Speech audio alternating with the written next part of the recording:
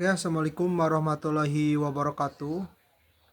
Selamat malam ya untuk semua teman-teman yang di malam hari ini yang mungkin sedang melihat video ini ya teman-teman.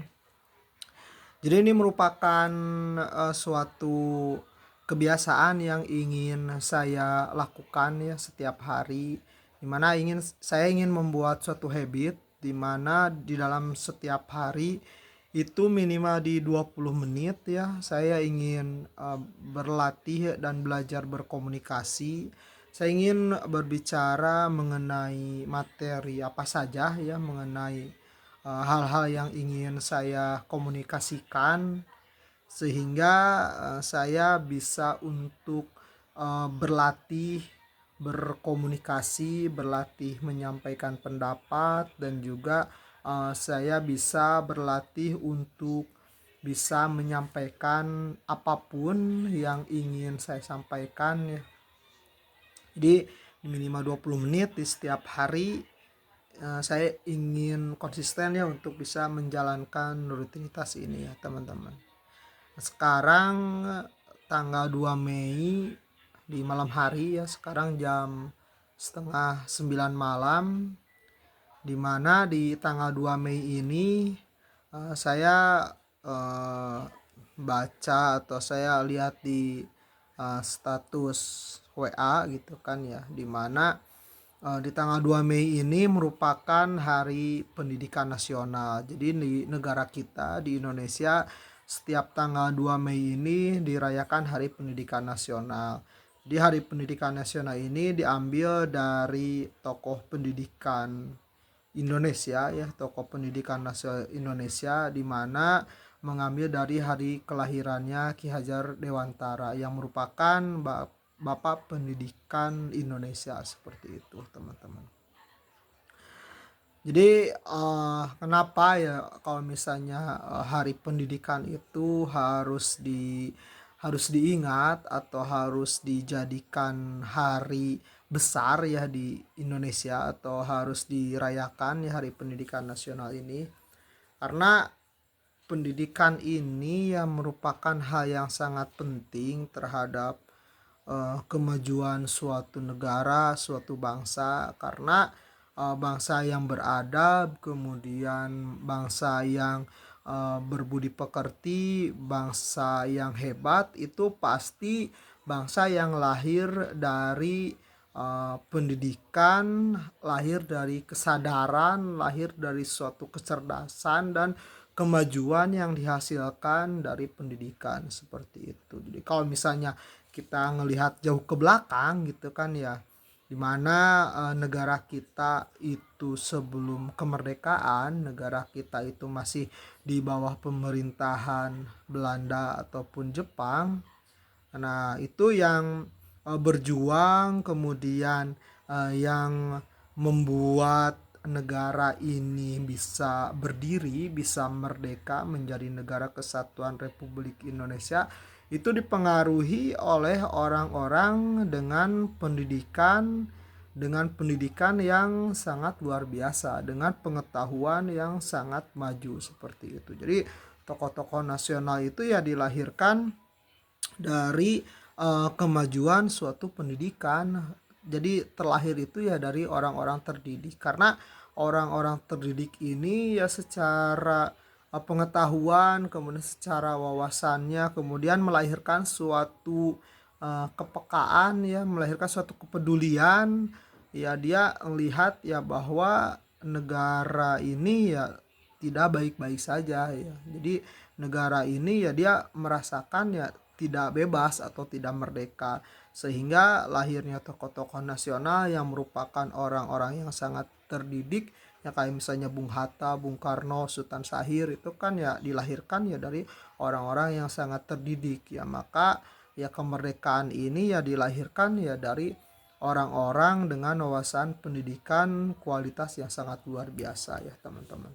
Dan juga yang namanya pendidikan itu kan suatu hal yang sangat dasar ya, yang ada di dalam diri kita, di dalam diri manusia gitu kan. Karena yang namanya peradaban manusia itu ya lahir pasti dari suatu pendidikan ya. Jadi setiap hal yang kita lakukan, sekarang kita juga masih bisa hidup ya, manusia sekarang ya bisa eksistensinya bisa terjaga sampai sekarang ya, bahkan banyak melahirkan kecerdasan-kecerdasan yang sangat luar biasa, kemajuan yang sangat luar biasa. Itu merupakan suatu hasil dari yang namanya proses pendidikan seperti itu.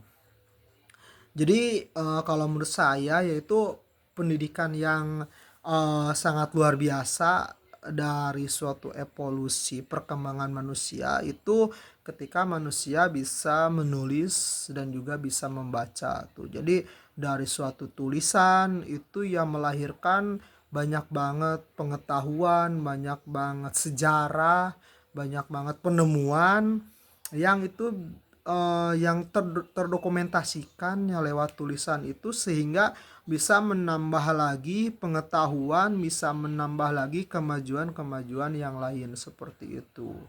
Kalau misalnya di dalam Al-Qur'an itu kan ya mujizatnya itu ya berupa tulisan, jadi berupa Al-Qur'an gitu kan ya, dimana Al-Qur'an itu ya isinya itu menjelaskan atau menerangkan yang mengenai cerita-cerita peradaban nabi-nabi yang sebelumnya. Nah, itu juga yang merupakan suatu cerita, kemudian satu pelajaran yang terkomentasikan itu lewat tulisan. Kemudian ayat pertama di dalam Al-Qur'an itu Iqra, itu kan bacalah. Jadi kan tulisan dan juga bacaan ini yang merupakan dua hal yang tidak bisa dipisahkan seperti itu, karena lahirnya suatu pengetahuan, lahirnya suatu ilmu itu ya pastikan dari tulisan dan juga dari bacaan seperti itu. Cuma ya sangat disayangkan ya di negara kita itu ya pendidikannya masih belum merata. Jadi kan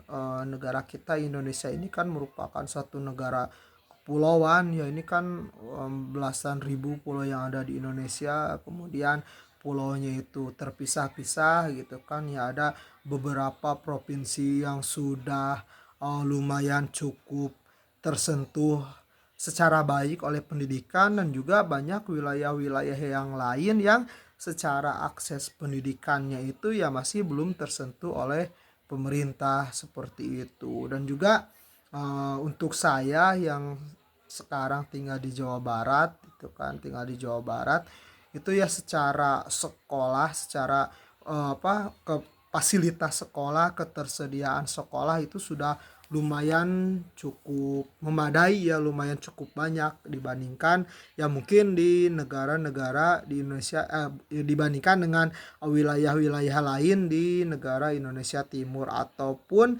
yang di daerah Jawa gitu ya, daerah Jawa Barat ya, daerah pelosok-pelosoknya juga itu ya secara pendidikan, secara kualitas, secara fasilitasnya ya mungkin juga tidak selengkap dan semaju di wilayah-wilayah perkotaan. Dan juga pendidikan itu kan ya sangat erat kaitannya dengan yang namanya sekolah. Itu kan kita ya, anak-anak kita itu kan ya hasil dari pendidikan di sekolah-sekolah tuh, jenjang-jenjang sekolah ya, dari jenjang sekolah PAUD gitu ya sampai jenjang universitas seperti itu. Dan juga banyak banget ya kalau misalnya kita membicarakan mengenai eh, sistem pendidikan itu kan di sekolah, itu kan banyak banget tuh faktor yang mempengaruhi keberhasilan pendidikan di suatu sekolah seperti itu. Nah, kalau misalnya sekolah itu kan tentunya kita bicaranya mengenai fasilitas di sekolah tersebut. Apakah fasilitasnya lengkap, fasilitasnya memadai, media untuk pembelajarannya juga banyak, ataupun dari ketersediaan guru dan kualitas guru di sekolah tersebut, dan juga termasuk dari kualitas bangunan di sekolah tersebut. Nah, itu cukup banyak hal yang membedakan ya antara sekolah yang bagus dengan sekolah yang biasa-biasa saja, atau dengan sekolah yang kurang baik gitu kan, kualitasnya kurang oke seperti itu. Jadi kalau misalnya, kita berada di wilayah perkotaan atau kita di wilayahnya yang secara kualitasnya itu maju, itu pasti sekolah-sekolahnya itu pasti bagus ya. Fasilitasnya juga pasti lengkap dan juga, guru-gurunya juga ya mungkin lebih baik ya dibandingkan dengan, tersedianya kualitas, pendidik di, daerah-daerah pelosok ataupun, perbedaan kualitas antara guru yang mungkin masih, honorer gitu ya, dimana dia tidak fokus untuk dia melakukan proses, mengajar ya karena, dia tuntutan ekonomi juga ya harus bekerja juga di bidang pekerjaan yang lain ataupun, perbandingan dengan guru-guru yang secara kesejahteraan ya sudah oke seperti itu. Jadi yang saya, ketahui juga gitu kan ya, apalagi kalau misalnya sekolah-sekolah dengan sekolah swasta tuh dengan kualitas yang, sangat bagus, dengan kualitas yang sangat lengkap. Itu kan, perbedaannya itu ya pasti dari perbedaan itu pasti dari biaya yang harus dikeluarkan ya oleh orang tua atau oleh siswa agar bisa memperoleh pendidikan dengan kualitas terbaik. Nah, seperti itu ya. Jadi kalau misalnya terlahirnya dengan kecukupan ekonomi yang bagus, terlahirnya itu dengan kecukupan materi yang sangat bisa menunjang untuk bisa masuk ke pendidikan atau ke tempat pendidikan yang sangat bagus ya, itu ya otomatis ya secara kualitas dari anaknya tersebut itu bisa lebih memungkinkan untuk si anak itu memiliki kualitas pendidikan secara baik dibandingkan dengan anak-anak yang lain. Dan setahu saya tuh banyak banget ya sekolah-sekolah di daerah itu di sekolah-sekolah di tempat-tempat terpencil, apalagi sekolahnya sekolah swasta, yaitu teman-teman ya yang sekolahnya itu kadang ya ada pesantren atau ada yayasan yang membuat sekolah yang operasionalnya itu mengandalkan dari dana bos itu kan, dari segi kualitas pengajarnya juga banyak itu tenaga honorer, kemudian dari segi kualitas media pembelajarannya juga nggak banyak atau nggak lengkap, itu ya secara pendidikan ke anak didiknya itu ya kurang maksimal ya dibandingkan dengan sekolah-sekolah yang bagus, sehingga untuk pemerataan kualitas pendidikan di setiap anak itu pasti ada perbedaan tuh antara anak yang sekolahnya di sekolah yang bagus dan juga anak yang sekolah di sekolahnya yang banyak keterbatasan. Dan biasanya orang atau anak yang sekolah di tempat yang biasa-biasa saja gitu ya, sekolah yang banyak keterbatasan, itu biasanya ya berlatar belakang dari ekonomi yang kurang mencukupi itu untuk memberikan fasilitas pendidikan yang bagus. Dan yang namanya perubahan ekonomi suatu masyarakat itu faktor yang mendukung untuk terjadinya perubahan ya antara masyarakat miskin atau antara keluarga yang miskin gitu kan dibandingkan dengan keluarga yang berada, itu ya faktor yang sangat mempengaruhinya itu pendidikan seperti itu. Dan itu merupakan hal yang sangat bisa mengangkat perekonomian suatu keluarga ya kalau misalnya diberikan pendidikan dengan kualitas yang baik, karena akses untuk mendapatkan pendidikan yang baik bahkan sampai ke tingkat perguruan tinggi atau bahkan bisa menjadi seorang ahli, nah itu lebih memungkinkan untuk individu tersebut mendapatkan pekerjaan dengan kualitas yang bagus dan juga dengan kualitas yang bisa memberikan penghidupan yang lebih baik seperti itu. Karena saya juga kurang paham gitu kan ya, fokus pemerintah ini ya harusnya emang bener-bener fokus di bidang sektor pendidikan. Karena di negara maju dimanapun juga itu kan faktor kualitas pendidikan, faktor kualitas kesehatan itu dua hal basic yang harus diutamakan terlebih dahulu. Kalau misalnya kita sering juga mendengar ya, kalau misalnya pas waktu negara Jepang kan kita tahu ya, negara Jepang ini kan kualitas pendidikan ini sangat luar biasa bagus sekali, dan juga negara merupakan negara yang maju. Jadi pas waktu dulu pas zaman Perang Dunia Kedua ya, ketika Jepang dulu lantah dibom oleh tentara sekutu ya, oleh Amerika, itu kan menghancurkan ya, yang menghancurkan negara tersebut ya, karena dua kota yang paling penting Hiroshima dan Nagasaki itu ya hancur lebur dibom oleh bom atomnya. Nah pas pada waktu itu ya, kaisar yang ada di Jepang itu ya tidak menanyakan kan berapa jumlah tentara, berapa jumlah peluru atau berapa jumlah senjata yang ada di negara tersebut, tapi yang menanyakan berapa jumlah guru yang masih tersisa di negara tersebut. Karena hal yang paling basic itu ya yaitu yang menumbuhkan atau meningkatkan kualitas dari sumber daya manusianya itu sendiri.